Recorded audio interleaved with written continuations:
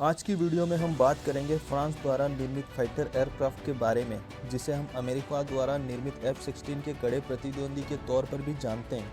हम बात कर रहे हैं दसों मिराज 2000 के बारे में। तो दसों Mirage 2000 French multirole single engine 4th generation fighter jet है, जिसकी डिज़ाइन और मैन्युफैक्चरिंग दसों एविएशन के द्वारा किया जाता है। इसके डिज़ाइन पर काम लेट 70s के दौरान as a light weight fighter के तौर पर किया गया था और इसको आगे चलकर फ्रांस एयरफोर्स में कार्यरत मिराज 3 को रिप्लेस करना था। अब तक मिराज 2000 के 601 यूनिट्स को बनाया जा चुका है, जो कि अलग अलग 9 देशों में अपनी सर्विस को दे रहे हैं। मिराज 2000 1965 के दौरान अपने अस्तित्व में आया, जब फ्रांस और ब्रिटेन मिलकर एक Anglo French variable geometry swing wing aircraft बनाना चाहती थे। हालांकि 2 साल बाद इसके डेवलपमेंट में जो कॉस्ट लगने वाली थी, उसमें फ्रांस और ब्रिटेन में कुछ मतभेद हो गए थे।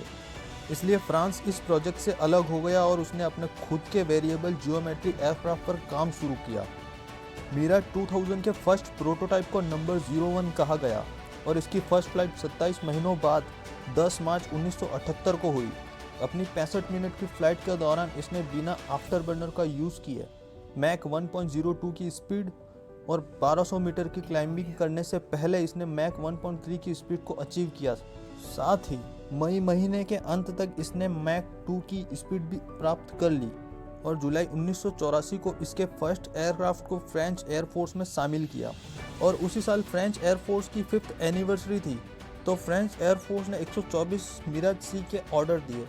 मिराज 2000 को गल्फ वॉर के दौरान भी यूज़ किया गया, जहां इसने हाई एल्टीट्यूड पर फ्लाई करते हुए यूनाइटेड स्टेट एयरफोर्स के U-2 स्पाई एयरक्राफ्ट को एयर डिफेंस प्रोवाइड किया। वहीं बोस्निया वॉर और कोसोवो वॉर के दौरान यूनाइटेड नेशन और नेटो के द्वारा चलाए गए ऑपरेशन में भी इसे यूज़ किया गया। और वहीं इसने 2001 से 2002 के दौरान अफगानिस्तान कॉन्फ्लिक्ट में भी इंटरनेशनल सिक्योरिटी असिस्टेंस फोर्स के साथ मिलकर लेज़र गाइडेड बॉम्ब से प्रिसीशन अटैक्स परफॉर्म किए। दिसंबर 1981 को इजिप्ट मिराज 2000 का पहला एक्सपोर्ट कस्टमर बना, जिनमें 16 सिंगल सीट और 4 2 सीट वर्जन थे। आगे चलकर उसने इसके 20 एडिशनल यूनिट्स और खरीदे।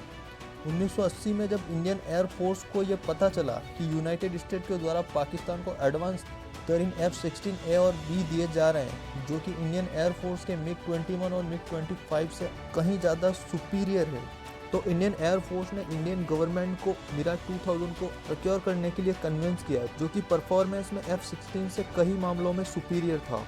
इंडियन एयरफोर्स इसके 150 यूनिट्स को प्रोक्योर करना चाहती थी, लेकिन इंडियन एयरफोर्स ने 36 सिंगल सीट और 4 ट्विन सीट के बाद 9 यूनिट्स के फॉलो ऑन ऑर्डर दिए। आगे चलकर जब 1999 में इंडिया पाकिस्तान के बीच कारगिल वॉर हुई, तो इंडियन एयरफोर्स ने ऑपरेशन सफ़ेद सागर चलाया, जिसमें इंडियन एयरफोर्स की इन्वेंट्री में मिराज 2000 सबसे एडवांस मल्टी रोल एयरक्राफ्ट था, जिसने कॉन्फ्लिक्ट के दौरान हिमालयन रीजन में बेहतरीन परफॉर्म किया, जिसमें स्क्वाड्रन नंबर 1 ने 274 air defence and strike mission perform किए। वहीं स्क्वाड्रन नंबर 7 ने 240 स्ट्राइक मिशन परफॉर्म किए, जिसमें उसने 55,000 किलोग्राम के गोला बारूद को गिराया था। इसके अलावा इसे Peru, United Arab Emirates, Greece, Taiwan, Qatar और ब्राज़ीलियन एयरफोर्स यूज़ करती है। इसके कैरेक्टरिस्टिक्स की बात करें तो यह 4th generation single engine multi role fighter jet है। इसे फ्लाई करने के लिए एक क्रू की आवश्यकता पड़ती है। इसकी length 47 feet 1 inch, wing span 29 feet 11 inch, height 17 feet 1 inch और विंग एरिया 440 स्क्वायर फीट है। इसका empty weight 7,500 kilogram, gross weight 13,800 kilogram, maximum take off weight 17,000 kilogram. वहीं इसकी fuel carrying capacity 3,950 litre internally और मैक्सिमम 8,000 लीटर है।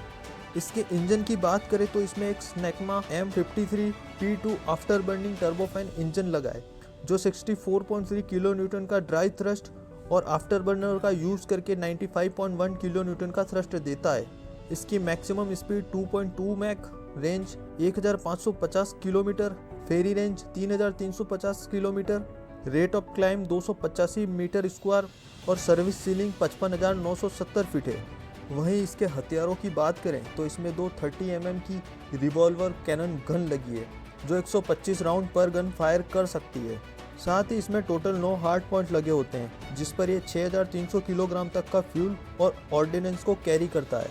इसकी air to air missile में ये MBDA mica IR, MBDA mica RF, मात्रा R55-0 मैजिक 2, मात्रा सुपर 530D के साथ ये DRDO अस्त्र को कैरी करता है। इसकी एयर टू सरफेस मिसाइल में ये AM-39 एक्सोकेट के साथ स्कैल्प EG को कैरी करता है।